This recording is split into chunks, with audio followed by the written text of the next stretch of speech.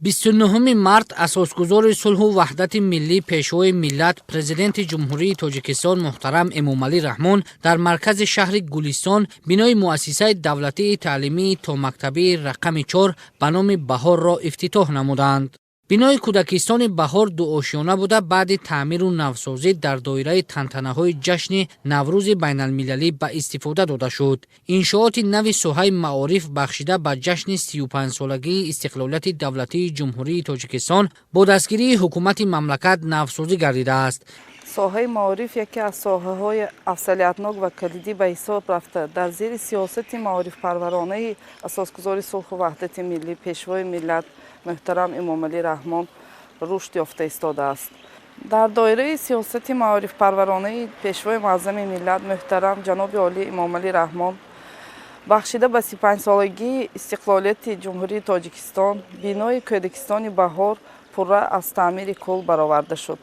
барои кӯдакон тамоми шароитҳои мусоид фароҳам гардиданд. бинои нав дорои маркази гармидиҳӣ мебошад, ки дар фасли зимистон гармии дохили иншоот тавассути он таъмин карда мешавад. ба пешвои миллат муҳтарам Эмомалӣ Раҳмон иттилоъ доданд, ки кӯдакистони Баҳор барои ба таҳсили томактабӣ ва таълиму тарбия фаро гирифтани 240 кӯдак пешбинӣ гардидааст. муассисаи томактабӣ аз синфхонаҳои муҷаҳҳази рассомӣ, толори мусиқӣ, рақс, забономӯзӣ ва ҳуҷраҳои корию фароғатӣ ва тиббӣ иборат мебошад. дар кӯдакистони Баҳори шаҳри Гулистон таҳсил бо забони тоҷикӣ ва русӣ ба роҳ монда мешавад. раванди омӯзиши барномаи томактабӣ ба кӯдакон тавассути технологияи муосир сурат мегирад. боиси сарфарозии хурсандист, ки имрӯз ҷаноби олӣ асосгузори сулҳу ваҳдати миллӣ пешвои миллат президенти ҷумҳурии Тоҷикистон муҳтарам Эмомалӣ Раҳмон ба шаҳри Гулистон ташриф оварданд. дар ин рӯзи хурсандибахш муассисаи давлатии таҳсилоти томактабии рақами 4 ба номи Баҳор ба истифода дода шуд, ки муассисаи томактабӣ мазкур дорои тамоми шароитҳо барои таълиму тарбияи кӯдакон мебошад. мо мураббиён ва кормандони соҳаи маориф миннатдории худро ба асосгузори сулҳу ваҳдати миллӣ пешвои миллат муҳтарам Эмомалӣ Раҳмон мерасонем.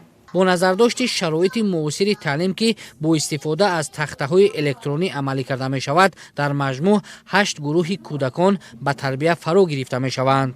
дар оянда бо истифода аз имконоти фароҳамшуда дар кӯдакистон омӯзиши забони англисӣ низ ба роҳ монда мешавад. бо ба фаъолият шурӯъ кардани кӯдакистони Баҳор дар шаҳри Гулистон 30 нафар бо ҷои кори доимӣ фаро гирифта шуданд, ки бештар аз 10 нафари онҳоро мураббиён ташкил медиҳанд. президенти мамлакат муҳтарам Эмомалӣ Раҳмон ба шароити дар кӯдакистон муҳайё гардида шинос шуда, кормандони соҳаи маорифро барои таълиму тарбияи дурусти кӯдакон ва дар рӯҳияи худшиносиву худогоҳӣ тарбия намудани насли наврас ҳидоят карданд. мавриди зикр аст, ки баъди ба фаъолият оғоз кардани кӯдакистони Баҳор дар шаҳри Гулистони вилояти Суғд, шумораи муассисаҳои томактабӣ ба 11 расид, ки аз ин як тои он хусусӣ мебошад.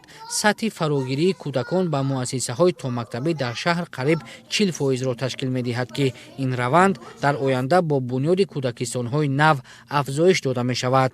мо шукргузор аз он ҳастем, ки дар чунин фазои сулҳу субот, ободу озод, гулгулшукуфоии кишвари азизамон, ки маҳз бо талошу заҳматҳову дастгириҳои ҳамешагии садри муаззами кишвар, асосгузори сулҳу ваҳдати миллӣ, пешвои муаззами миллат, президенти ҷумҳурии Тоҷикистон муҳтарам Эмомалӣ Раҳмон ба даст омадааст, умр ба сар ва фаъолияти пурсамар дорем.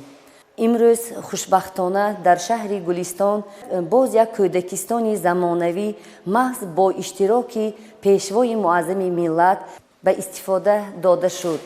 айни замон дар қаламрави шаҳри Гулистон 1638 нафар кӯдакон ба таълиму тарбия фаро гирифта истоданд.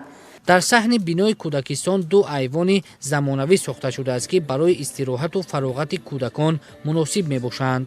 кӯдакон метавонанд фориғ аз машғулиятҳо дар чунин шароити фароҳам гардида истироҳат намоянд. ҳамзамон таҷҳизоти дилхушии кӯдаконаи замонавӣ насб гардидааст. дар шаҳри Гулистон бо дастгирии ҳукумати ҷумҳурии Тоҷикистон дар доираи барномаи давлатии рушди таҳсилоти томактабӣ дар ҷумҳурии Тоҷикистон барои солҳои 2020-2025 ҷиҳати ҳарчи бештар ба муассисаҳои томактабӣ фаро гирифтани кӯдакон тадбирҳои муҳим амалӣ карда шуда, дар оянда кӯдакистонҳои наву замонавӣ бунёд карда мешавад. шароити мусоиди фароҳам гардида ки ба стандартҳои замони ҳозира мутобиқ мебошад, имкон медиҳад ки кӯдакон шурӯъ аз даврони якуми таҳсил бо бартариҳо ба омӯзиш фаро гирифта шаванд. бо ин роҳ метавон сатҳи тафаккур, саводнокӣ ва дараҷаи забономӯзии насли наврасро баланд бардошт.